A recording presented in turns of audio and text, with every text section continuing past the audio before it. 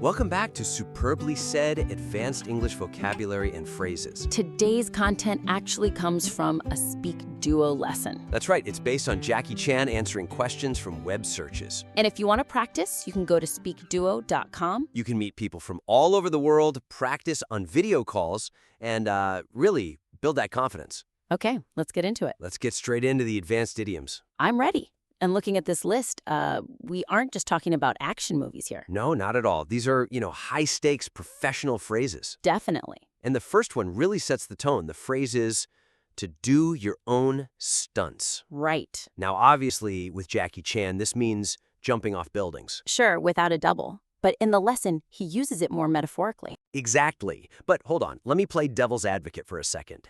In, say, a corporate environment, isn't doing it yourself sometimes seen as a failure to delegate? That's a great point. So why would we want to use a phrase that almost boasts about not getting help? Well, that's the crucial distinction. You could say you're flying solo. Or doing it yourself. Right, but those can sound a bit lonely or just administrative. Doing your own stunts reframes that lack of help completely. It turns it into a badge of honor. Okay, so it implies the task was risky or highly technical? Or required a specific flair that only you could provide. Flying solo just means I'm unaccompanied. Doing my own stunts means I'm taking the hit personally. I see. It's about owning the risk. Precisely. Let's take a work scenario. Imagine your boss sees this really complex, data-heavy report you submitted, and she asks, "Did the analytics team help with the modeling on this?"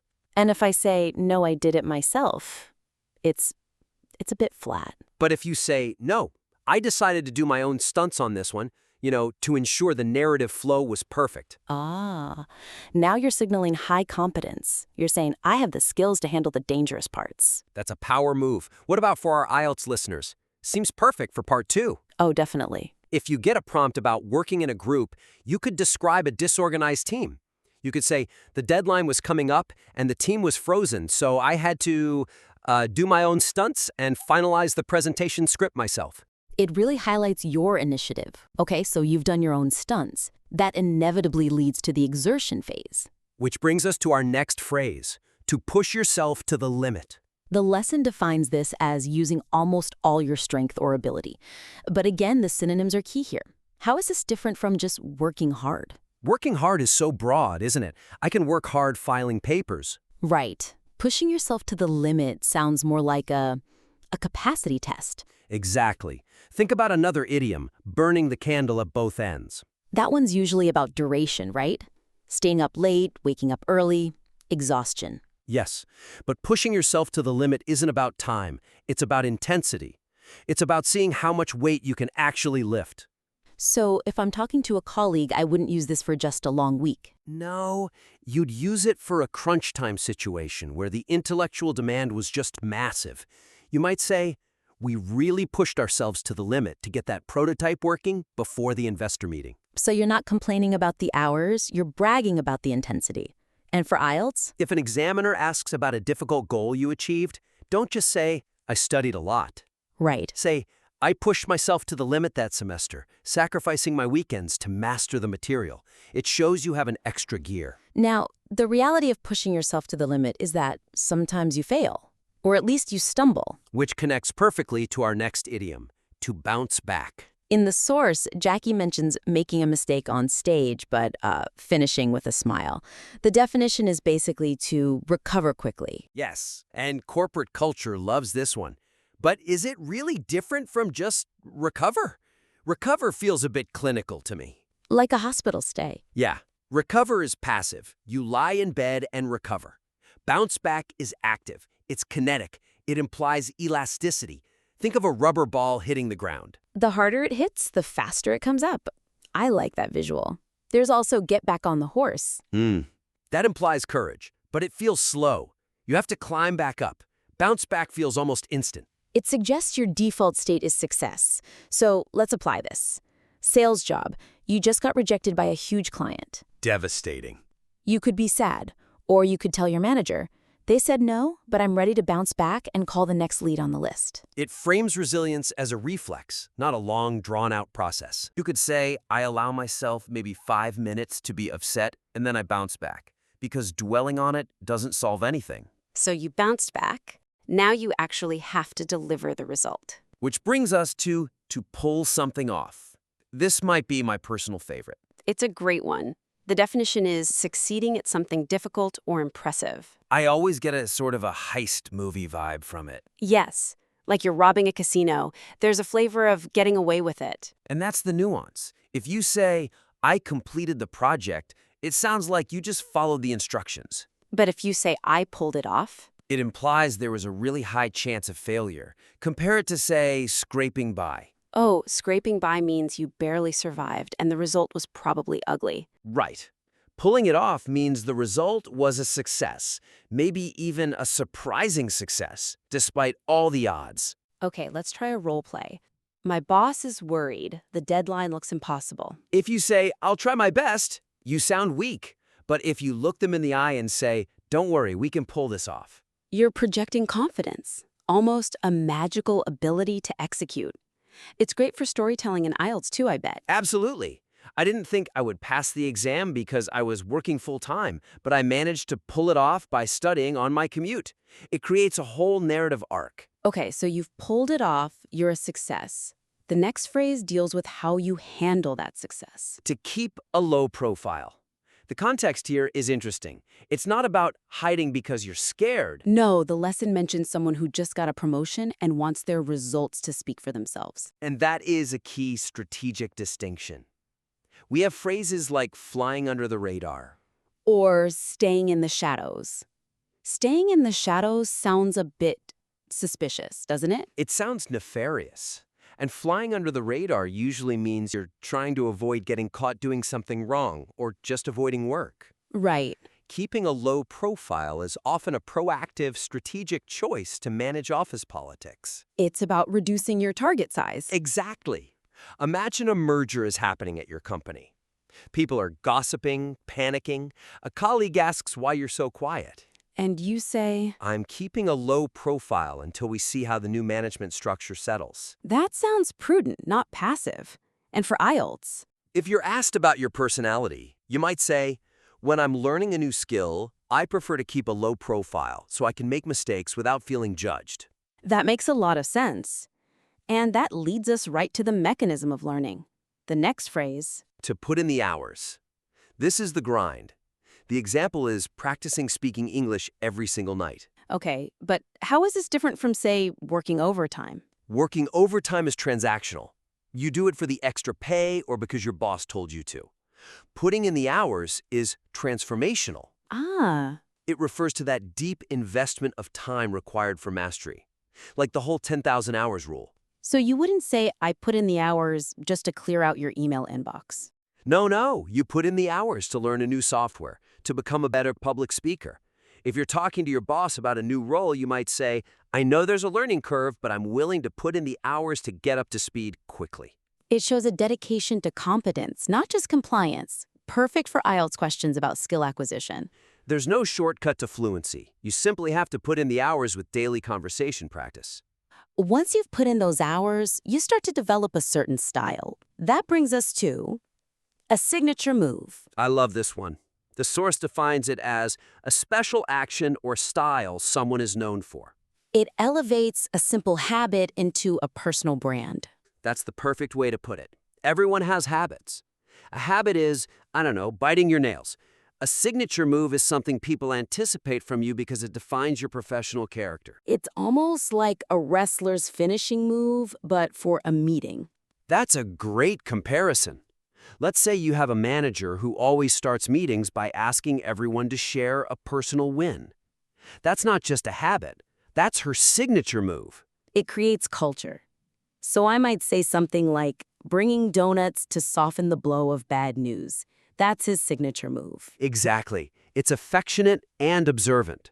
For IELTS, describing a friend, my father's signature move is to make a terrible joke whenever the situation gets too serious. It paints such a vivid picture. Now, if your signature move is effective enough, it might just lead to our next phrase. A game changer. This phrase is everywhere now, so we have to use it correctly. The risk is overuse, definitely. People call a new coffee machine a game changer. Right. We need to distinguish it from a simple improvement. An improvement makes things, say, 10% better. A game changer fundamentally alters the rules of the game, the playing field itself. So, moving from paper files to digital files. That's an improvement.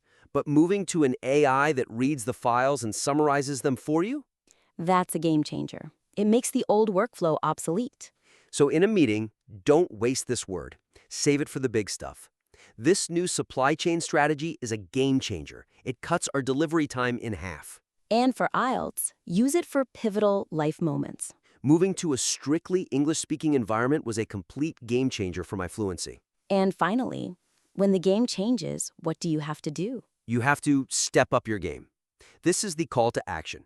It simply means to improve your performance or effort. But again, the tone matters. Is this something you say to a child? You tell a child to try harder. You tell a professional to step up their game. It implies there are levels to the competition. You're at level 1, but the situation now requires level 2. It's about meeting a rising standard. A perfect scenario is a performance review. A boss might say, you're hitting your targets, but if you want that promotion, you need to step up your game on the leadership front. It's a challenge, not an insult. Exactly. Or for IELTS, talking about motivation.